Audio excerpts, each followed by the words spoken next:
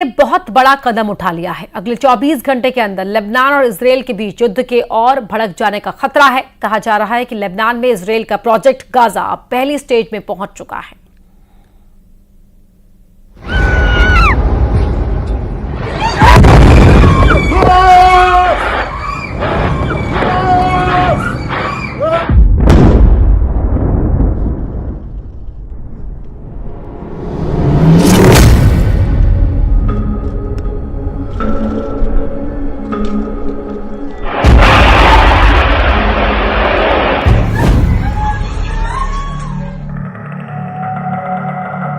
Lebanon में एक दिन में 500 मौत हो चुकी है।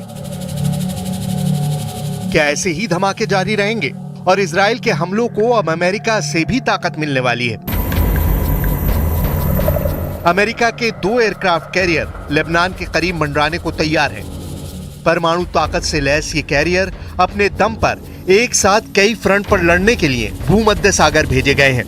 इसलिए लेबनान को डर सता रहा है।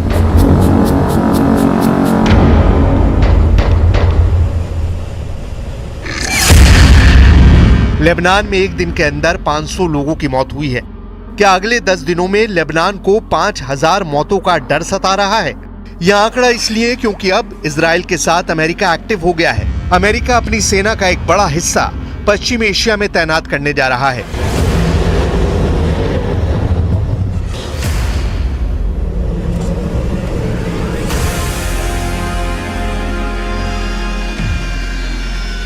अमेरिका के सबसे बड़े बैटल ग्रुप में से एक यूएसएस ट्रूमैन कैरियर और उसके साथ कई बड़े जहाज भूमध्य सागर की तरफ रवाना कर दिए गए हैं।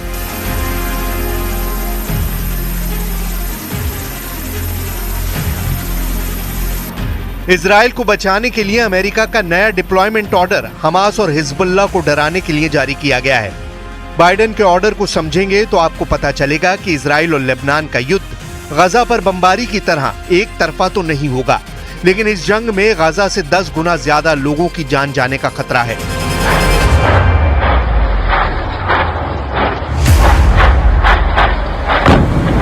إن دولة الرئيس نجيب ميقاتي يعمل مع الفريق الحكومي على رفع الجهوزية لمواجهة تداعيات العدوان على كافة المستويات الإنسانية والدبلوماسية والصحية والمعيشية والأمنية، ومتابعة عمليات النزوح واستهداف الأحياء السكنية بعد المجزرة التي طالت ما يزيد على 3000 من المواطنين اللبنانيين في بيروت والجنوب والبقاع।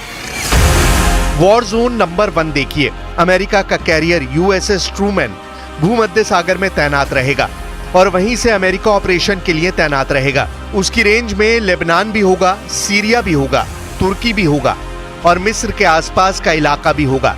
यहीं से ये इजराइल के एयर स्पेस को सुरक्षित रखेगा। वॉर जोन नंबर 2 देखिए। अगर युद्ध तेज हुआ तो इसमें ईरान दाखिल होगा, तो ईरान के करीब ओमान की खाड़ी में मौजूद यूएसएस अब्राहम लिंकन भी इजराइल को बचाने के लिए एक्टिव हो जाएगा। यानी अमेरिका ने इजराइल की मदद करने के लिए 2 बड़े वॉर जोन एक्टिव करने का फैसला किया है।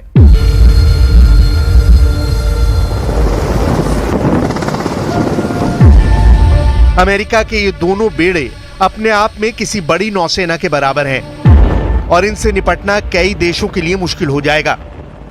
यही मैसेज देने के लिए अमेरिका ने अपनी सबसे बड़ी फायर पावर इजराइल के करीब तैनात करने का फैसला किया।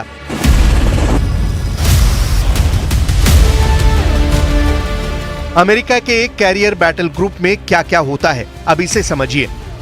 इसमें एक बड़ा सुपर कैरियर होता है जो 1 लाख टन का डिस्प्लेसमेंट पैदा करता है। इसमें 90 लड़ाकू विमान और हेलीकॉप्टर तैनात रहते हैं। इसमें तिकोन देरोगा क्लास का मिसाइल क्रूजर होता है। इसमें आर्लेकबर्ग क्लास के 4 मिसाइल डिस्ट्रॉयर होते हैं। ऐसे बेड़े के साथ रसद के लिए सप्लाई शिप भी रहते हैं। साथ में पानी के अंदर दुश्मन को रोकने के लिए एक परमाणु पनडुब्बी भी रहती है। कोई दुश्मन नहीं चाहेगा कि उसके सामने ऐसी चुनौती खड़ी हो जाए।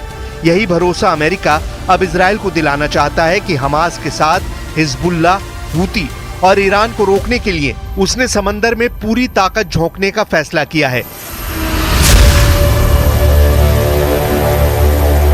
यहां से वो सीरिया और इराक में भी ऑपरेशन चला सकता है। इस वक्त तो उसका फोकस लेबनान है। जहां लेबनान और इजराइल के बीच अघोषित युद्ध शुरू हो चुका है। अमेरिका ने इससे पहले इजराइल के आसपास यूरोप और बाकी अड्डों पर फाइटर जेट की तैनाती बढ़ाने का फैसला किया है। इजराइल पर कोई हवाई हमला न कर पाए, इसके लिए अमेरिका ने पूरा जोर लगा दिया है। इजराइल के हवाई अड्डे भी लगातार एक्टिव हैं और अब अमेरिकी नेवी के साथ फाइटर जेट्स का पहुंचना इजराइल को नई ताकत देगा।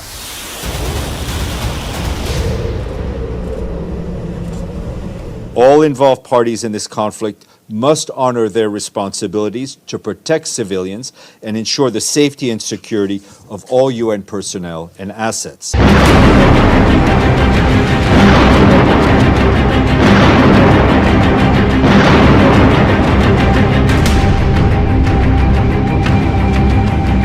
इजराइल का दावा है कि उसने 1300 टारगेट पर हमला किया है, यानी इजराइल की एयरफोर्स अपनी पूरी ताकत का इस्तेमाल कर रही है।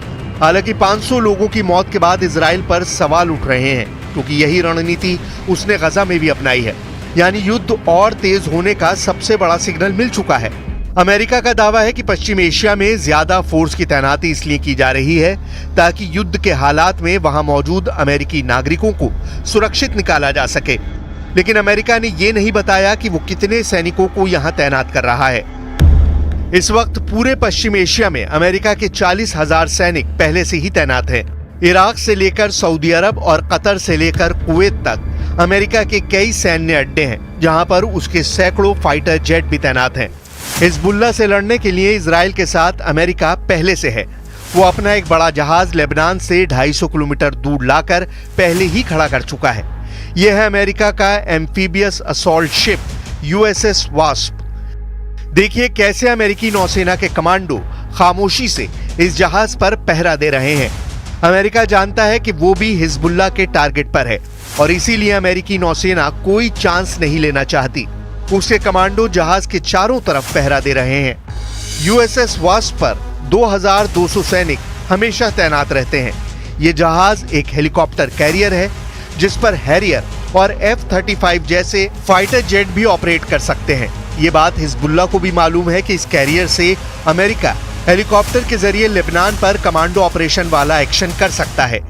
यही भरोसा अमेरिका अब इजराइल को दिलाना चाहता है कि समंदर से ऑपरेशन चलाकर अमेरिका इजराइल के हर दुश्मन को खत्म कर सकता है, चाहे वो सीरिया में बमबारी हो या